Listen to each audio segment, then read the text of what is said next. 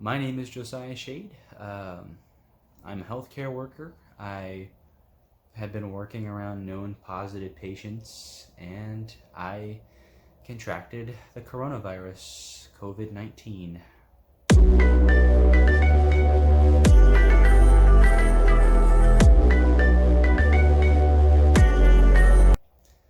Um, wow, what can I say? I'm a little shell shocked when I got the news. Maybe first a little bit about like beginning symptoms, how I got tested, and things of that nature.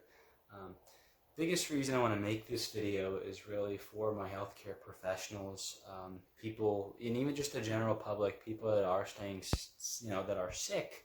Um, I highly recommend staying home. Um, this is not just another flu, and I just want people to be generally aware. Um, okay, so March 26th is actually my birthday, and that evening I started feeling extremely tired. Um, you know, yes, I'm usually pretty tired myself, just as a normal working American. Celebrating this day with my fiance, um, and it got to a point where I was so tired, where I knew like it probably wouldn't even be too safe for me to drive home. I let her know like, hey, look, I'm gonna have to cut things short, and I just need to get some sleep. Really wasn't sure if I was just fighting something or whatnot, but like I started out having like a little bit of a sore throat. Like it was such a mild sore throat. It's one of those things where it's like, did I not wash my dishes enough? You start kind of questioning yourself. Um, but I literally, what gave it away for me is everyone was talking about like the extreme fatigue that they felt, and it honestly, it felt like a workout to get to my kitchen. So like day one, I got a phone call at like 12:30 noon, and it was I tried to get up and do some stuff. Um, I think I did till like 2:30 p.m. or something, and then I went back to bed and rested some more. I mean, it was just I was so tired. Things that were not as concerning as it really was like a mild flu for me, and I actually did not have any kind of dry cough. So I was thinking like COVID-19, it's a respiratory thing, like um, I don't have a dry cough, like I just got this sore throat. Another thing I had was just this bad headache, and I felt super fatigued. Well, being a healthcare professional, I had been around people that were positive, but I took all the precautions, did what I could. I really didn't think that I was going to catch it, probably like most young people. Um, just thinking like, we're young, we'll fight this off, like this isn't too big of a deal. Um, but like normally, so like a little bit of backstory, just to,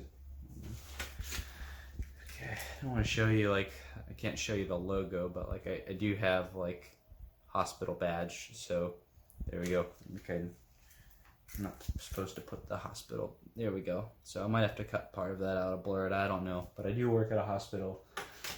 Normally I work on a unit where people undergo surgery. Some of these patients, they've been at the hospital literally for months, and I just realized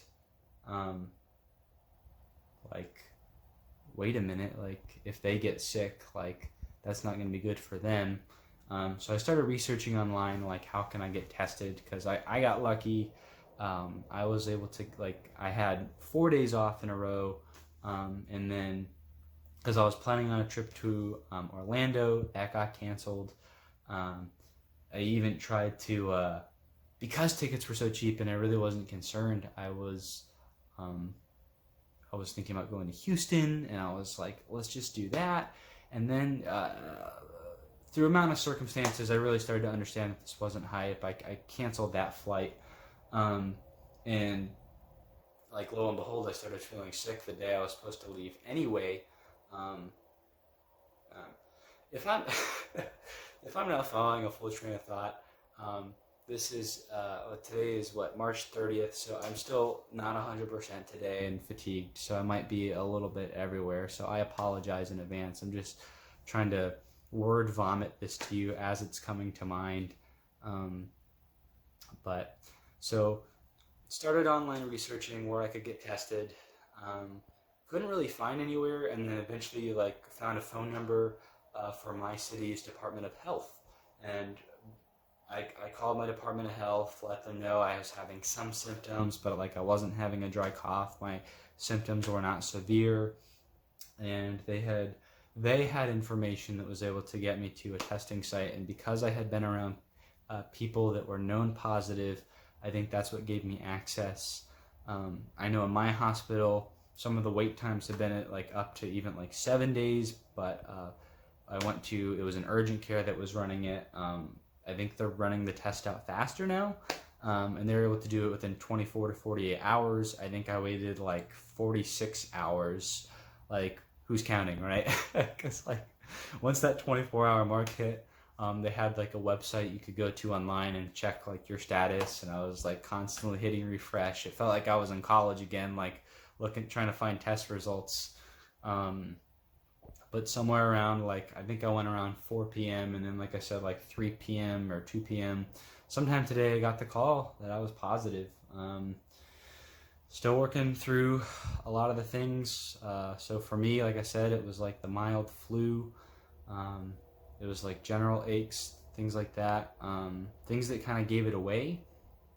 As I had a smoothie that day, I couldn't taste the smoothie.